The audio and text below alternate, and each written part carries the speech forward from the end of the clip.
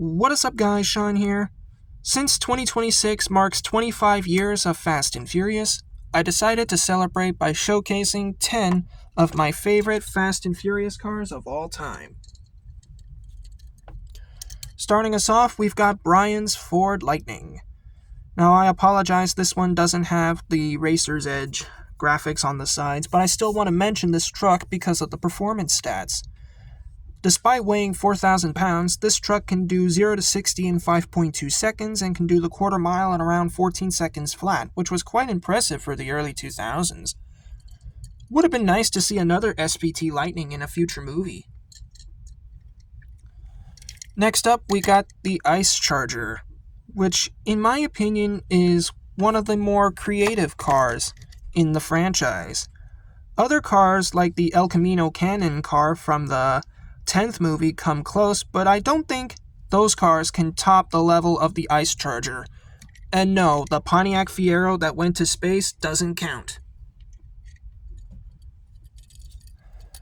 Next up, we got the Plymouth Roadrunner from the 7th movie. I really like that deep, rich orange that they chose for this car. The chrome wheels and the black hood add to how pretty it is. This is, in my opinion, one of the prettiest cars in the franchise. Next up, we got the 66 Chevy Impala from the 10th movie. Now, this one might surprise a lot of people, but I have a soft spot for old school Impalas, and this is my second favorite Impala of all time, topped only by the Supernatural Impala, in my opinion.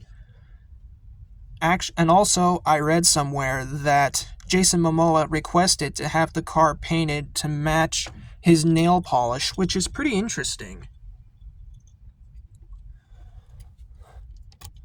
Next up, we got the Buick Grand National. And I'll say this. The Grand National is probably the most menacing looking car in the Fast and Furious movies. It has to be. So, there's that. It was one of the most powerful cars of the 80s, and its moment in the 4th movie with the tanker hijacking scene was awesome.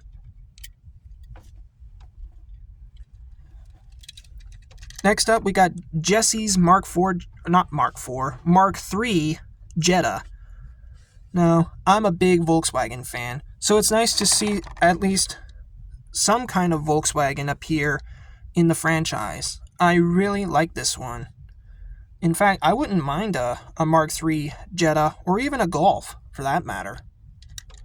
Chad Lindbergh has good taste.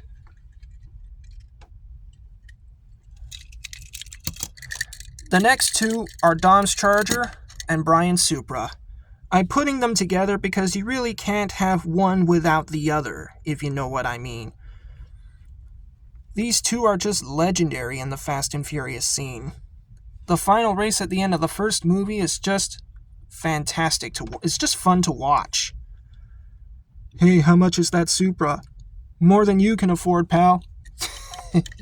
Yeah, sorry. I gotta stop doing that. Next up, we got the Tokyo Drift Monte Carlo. Now, the original technical advisor for the first 2 or 3 movies, Craig Lieberman, described this Monte Carlo perfectly. He says it's a reminder that it doesn't matter on how shiny your car is, what matters is under the hood and who's behind the wheel. I couldn't have put that into words better, if I tried. Yeah, it looks a little rough around the edges, but so what? In fact, I also heard that the Hero 1 car had a 632 cubic inch Bill Mitchell engine under the hood. Whew, what a powerhouse. Some honorable mentions include these two Honda S2000s, the Johnny Tran and the Suki versions. The RB26 Mustang from Tokyo Drift. Brian's Ford Escort from Fast 6. And the Tokyo Drift Evo. I sadly don't have the 1/64 scale model, but I've got this 1/32 scale version.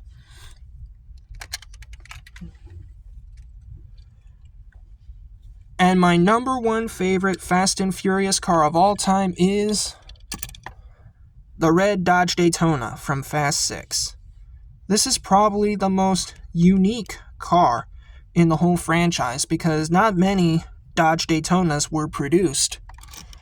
As we all know, this car was built for NASCAR, which it dominated in 1969 and 1970, but after that they outlawed the car because it was just stomping everybody, along with its sister, the Plymouth Superbird. And that's why I put it number one. The impact it had was just phenomenal, both in NASCAR and Hollywood fame. So thanks for watching, guys. What are your favorite Fast and Furious cars? Please let me know in the comments below. But until then, thanks for watching, and I'll see you in the next one. Peace!